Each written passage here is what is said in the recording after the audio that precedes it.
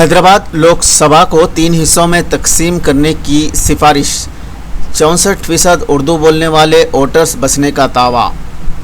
ملک کے 170 لوک سبھا حلقوں کو 2 اور 3 حصوں میں تقسیم کرنے، ماباقی 373 حلقوں کو جو کا تو برقرار رکھنے کا مشورہ۔ ملک میں لوک سبھا حلقوں کی نئی حد بندی ڈی لمیٹیشن کو لے کر ایک انتہائی اہم اور سنسنی خیز رپورٹ سامنے آئی ہے۔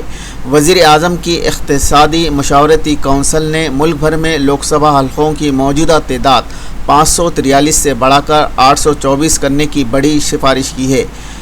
اس رپورٹ میں سب سے نمایاں تجویز تلنگانہ کے صدر مقام حیدرآباد کے بارے میں دی گئی ہے، جہاں حیدرآباد لوک سبھا حلقے کو 3 الگ الگ حلقوں میں تقسیم کرنے کی سفارش کی گئی ہے۔ رپورٹ کے مطابق حیدرآباد لوک سبھا حلقے میں 10.66 لاکھ اردو بولنے والے رائے دہندے موجود ہیں، جو اس حلقے کے جملہ ووٹرز کا تناسب 64% ہے۔ حیدرآباد لوک سبھا حلقے میں تیلگو بولنے والے ووٹرز کی تعداد 28% ہے۔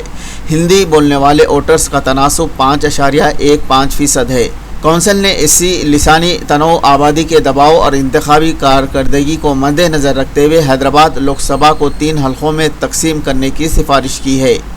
حیدرآباد، جسے سیاسی طور پر انتہائی اہم اور حساس حلقوں کو 3 حصوں میں تقسیم کرنے کی سفارش کے بعد اب تلنگانہ اور ملک بھر کے سیاسی حلقوں میں ایک نئی بحث چھڑنا طے ہے۔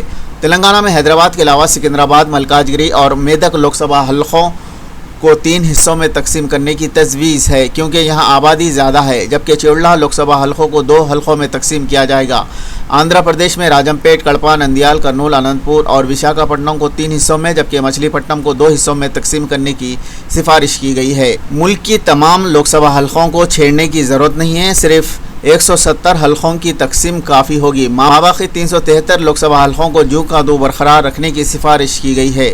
کونسل نے ملک کے 29 بڑے لوک سبھا حلقوں کو 2 حلقوں میں تقسیم کرنے کی سفارش کی، جس سے 118 نشستیں بنیں گی۔ اس کے علاوہ 111 لوک سبھا حلقوں کو 3 حصوں میں تقسیم کرنے کی سفارش کی گئی ہے، جس سے 333 نشستیں بنیں گی۔ حیدرآباد نیوز اردو۔